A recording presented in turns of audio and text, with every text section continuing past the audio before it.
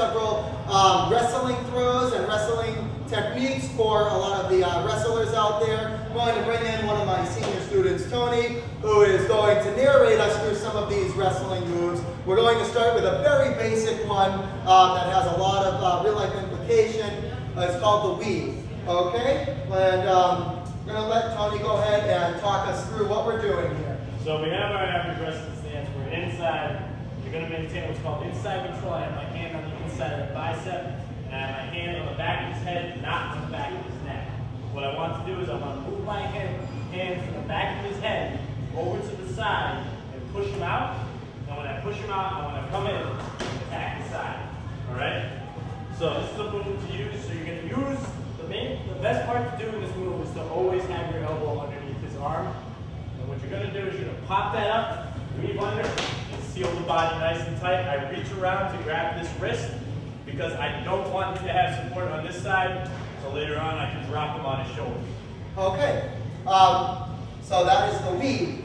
Okay, for the next one, let's try overhook to walk over. Sounds good. Okay? Right. From here, what we're going to do is we're going to go from inside control, and we're going to do what's called crashing. My shoulder is going to come in to hit his shoulder.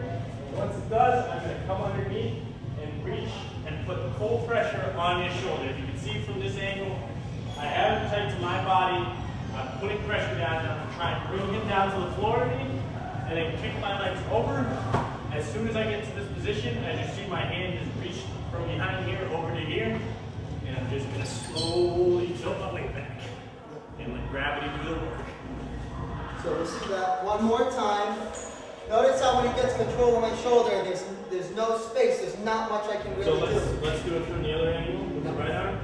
So I have the inside control right here. I'm going to crash, shoulder to shoulder, grab inside my own chest, and power down. As soon as I'm down, I'm going to start posturing over his body, turn his arm against himself, and just slowly come down. Okay. And I think a very popular move leading up to the suplex, we could show the suplex setup. All right. So with the suplex setup, what's going to happen is it's going to work sort of like a weave does. Instead, when his head is up and I can't weave him, what I'm going to do is I'm going to pop one arm out. So he has his arm on his shoulder. I have inside control. Both arms are inside. I'm going to pop one shoulder out, bring my arm underneath, lock up here, push back, and drop down. So slowly, keep good body posture. We never have our head straight up. Keep it nice and forward, looking straight. Push one arm out, underneath, back into him, and spin backwards. Notice when he's moving around me, the same thing as in the Brazilian Jiu-Jitsu. It's continuity of movement. He's never leaving a gap between him and his opponent. So he has full control of me at all times.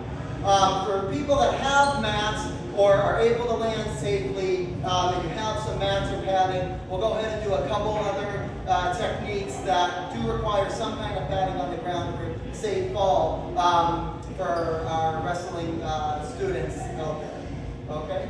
So we're going to start with what's called the Russian Fireman carry.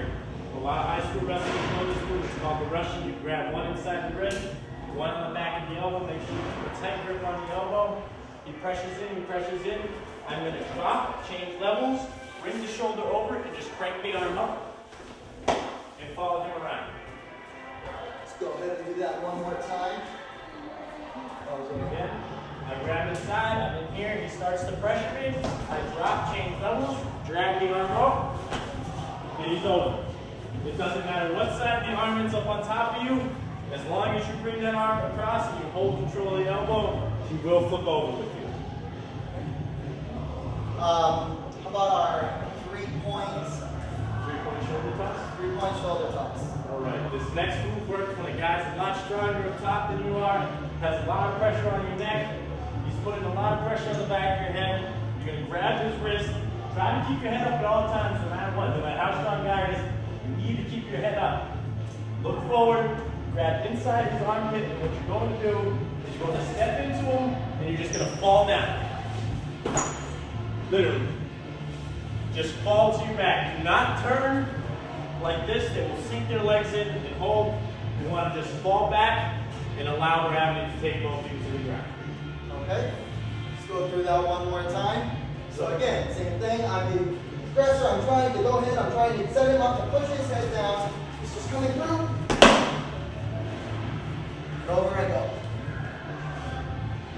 So pretty simple, but again, practice this one slow. Make sure you have some kind of mats or padding for your partner and that they're learning how to land. And when you're landing, in general, try to keep chin to chest so you're not ever hitting the back of your head for a lot of these throws. Okay? And for the last one, we can do the lat toss. All right, the lat toss stands for latissimus dorsi toss. So what you're going to do is you're going to sink an underhook, which is right here. Notice how my underhook goes across to his shoulder. I do not want to put pressure up here because he can crush me in an overhook position. So I keep my arm right in here, nice and tight. And then I'm just going to step in front of him. When I step in front of him, I'm going to put my hip up and turn. Yep. So let's go through that one more time. Again, try to have some mats down. For people that don't know how to land, remember the very basics of chin to chest so you can go ahead and protect the back of your head. Okay? And again, watch his movement, how he's using his waist, he's using his core, he's not trying to muscle me through, using his technique. I'm just falling right over. Trying to muscle this technique to move low waist better really quick. So again, I'm going to pop under, I'm going to put my arm on his shoulder, I post right outside of his leg, and he's down. Try to keep it as controlled as possible. You can hurt your partner if you go a little too hard with this split move, even with 2-inch thick mats, so be very careful on the part of those moves. Okay, and so you guys have some wrestling stuff to add to your repertoire now from the Week 11, Class 11 series, and that will conclude this martial arts portion for this week. Thank you. Hello, this is Army of Saints here with our Class 11, Week 11 series on our cardio portion. For cardio this week, staying in line with the wrestling theme, we're going to go ahead and give some excellent cardio drills for wrestlers and grapplers to work with for floor training. I'm going to have one of my senior students, Tony, come on in, and he's going to show us some really excellent wrestling training drills. And what are we going to be doing today? We're going to be doing floor spins and spin moves. High school wrestlers know this as the worst workouts in the world. They do very, very strenuous and get your cardiovascular engine moving as hard as possible. It is an overall great workout for competition and just real life application as well. Okay, so let's go ahead and start with the floor swims. And we'll go ahead and we'll see what we'll be doing. I'll stand back here. Alright, so a floor swim is literally swimming across the floor. I'm going to have my feet up. I'm not using my feet whatsoever. I'm going to put my hands out in front of me. And what I'm going to do is simply just pull myself across. And whenever I reach a certain distance, I'm going to turn back around. And I'm going to swim my way back. Do not move your feet down. Do not use your legs inside. You're going to keep it nice and wide. You're going to use your forearms to pull and then your hands to push up. So on this one, you can see he's really working the core. He's developing his lats. He's developing shoulder muscles, working the deltoids, working the pecs. He's working all upper body, and he's not using his legs at all. So to make a cardio workout out of this and do it over and over across a floor or a gym that you're in or even a room, just doing a couple in one direction and spinning and a couple in the other, that will consist of the first minute of what you're going to do in this cardio drill, the first 60 seconds. The second 60 seconds will be doing a floor spinning drill. We're going to go ahead and have Tony go ahead and demonstrate that. So it's usually good for one partner not to be using a shirt, because what happens is the shirt will just get tangled up and slow down the workout. Yeah. What we're going to do is have Ryan, he's going to be down on all fours, posturing up. He's going to go down to his knees. What I'm going to do is I'm going to put my chest down, and I'm going to have my legs out. I have my legs out as far as possible. If Ryan just turn it sideways towards the camera, so it's going to be this way. I want to keep my legs out as far as possible. This helps me keep my weight on him without working as hard. Knees up, and what I'm going to do is I'm going to turn. And then I'm going to switch. And I'm going to continue to switch. It's usually good for my partner to tell me when to switch. So I don't know when, and it builds that muscle reaction. Switch. Switch.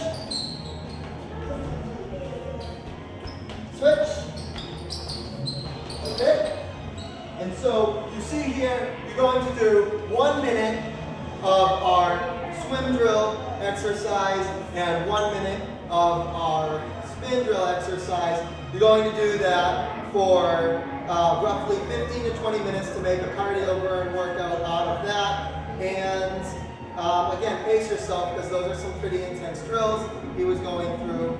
And again, just remember that that's something that will really add to your wrestling repertoire in all your training. So that will conclude class 11, week 11 cardio series. Thank you.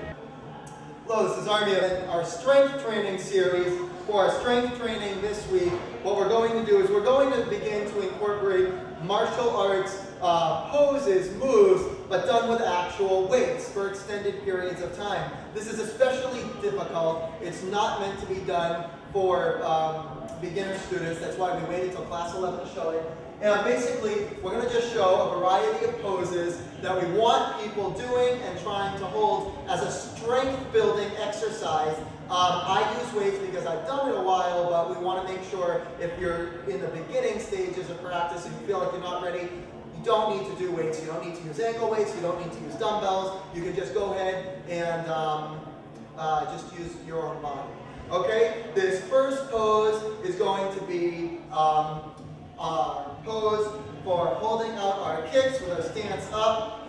And so I'll show it from a couple of different angles, but it's pretty simple. All we're doing is we're in our stance, okay? And we're like as if we're facing the opponent, and we have our arms up, a couple dumbbells in them if you want. And we're going to go ahead and start with a front kick. And what we're going to do is we're going to hold this. You're going to learn to hold this in increments of 60 seconds. You'll have a stopwatch, somebody will be timing you, and the point of holding it is because you're trying to build and pack those muscles to get in this stance. Now, something very, very key with this, you notice I'm not having my arms down here, right? Just like with everything else, this is a drill in teaching you to keep your arms up in fighting. If you can learn to do it when you're fatigued like this, you'll go ahead and you'll be able to do it at the end of a tournament round, of a match, and that's all you're doing is you're holding this pose. You're going to hold this pose. Of course, we're going to go ahead, we'll switch. We'll do the same thing on the other side. You'll go, extend just as if you're doing your kick.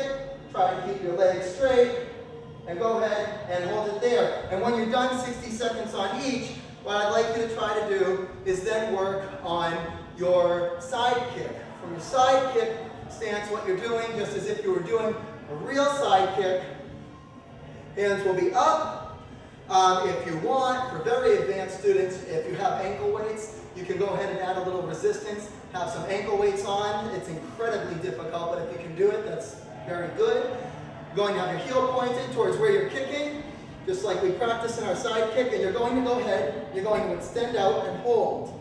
And from here, what I want you to notice is we're going to practice it with hands up if you're doing a lower kick, because in real life, you would not be having your arm extended, but for people that are practicing their higher side kicks, at somebody at face level, you actually need to hold your arm over your leg if you want to do a full side kick to the upper body. Why? Because you need to protect that leg in case somebody drops the elbow. So these are real still shots of fighting poses you're doing, and you're doing it as a strength training exercise, and you're going to go ahead and just see what is it like to hold. Try to hold in 60-second increments, and what's really important is to control your breathing when you do this, okay?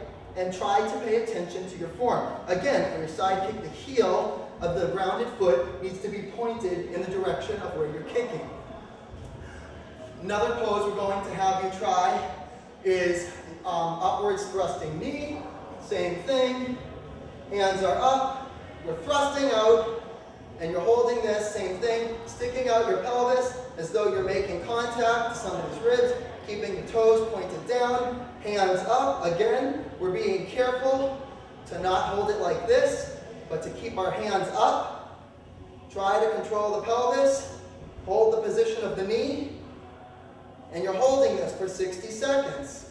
Same thing, you'll go down, do it for the other knee, and imagine that you're coming around.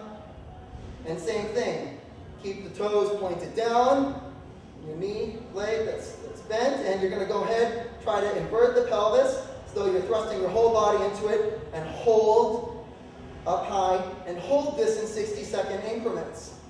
In this series, it's also good to try to hold some of your arm strikes.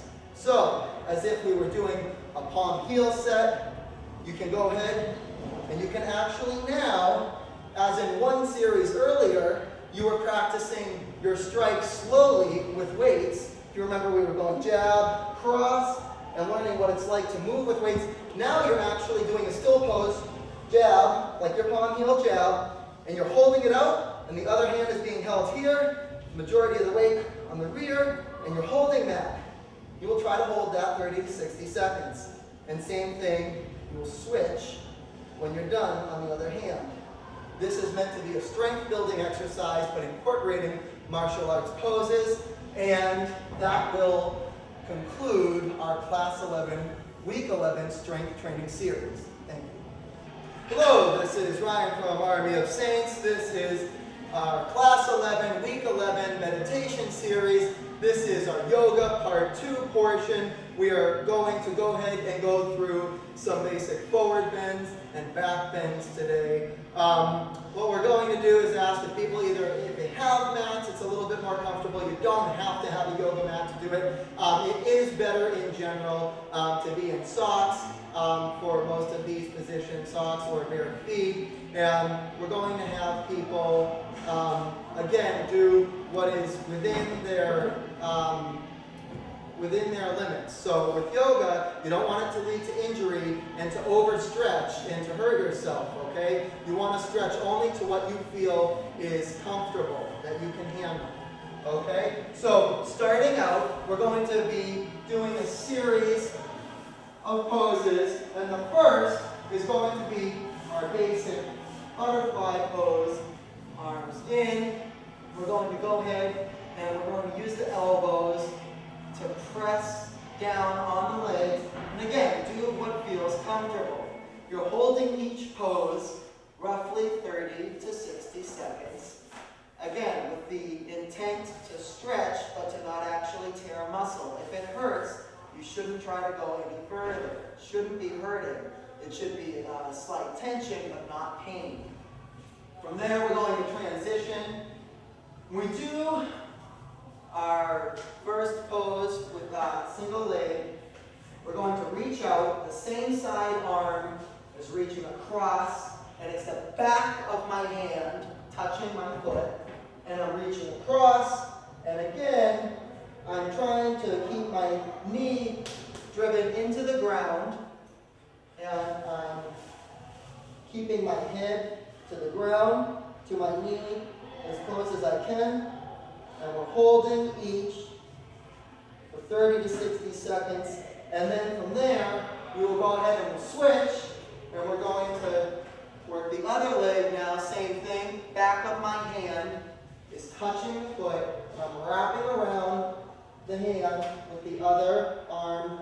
My knee is driven solid into the ground. My forehead, I'm attempting to lightly rest on the knee. I'm controlling my breathing.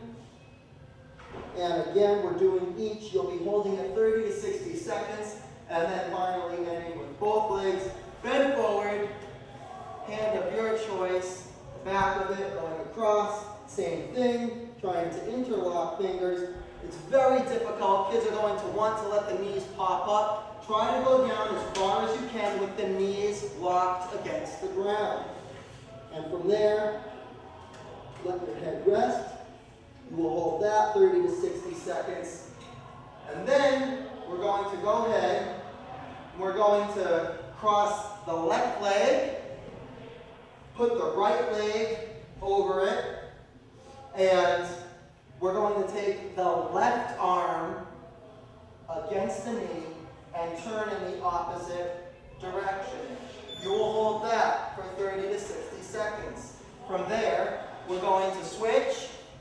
We're going to bend the right leg, put the left leg over it. I'm going to take my right arm now with my right elbow into the knee. I'm going to turn gently the other way. that, 30 to 60 seconds. From here, I'm going to go ahead and I'm going to slowly inch up to my knees, and I'm going to begin my first type of back bend, landing on my knees with my palms that will be placed on the soles of my feet. And I'm going to reach one hand back, the other hand back, and I'm going to arch up. I'm going to lift my pelvis to the sky, letting my head drop and relax. I'm being careful to keep my arms locked, and I'm really thrusting forward with the hips and with my chest, and you will hold that, come forward, and from there, you're going to go ahead, you're going to do our back bend in our back handspring. From here, what you're going to do is you're going to come forward, and you're going to roll back. You're going to do what we call rocking exercises. This is very good for people with spine problems, with any kind of degenerative spine disease. This is a great thing to help open up what they call chakras or energy meridians. You'll go back and forth.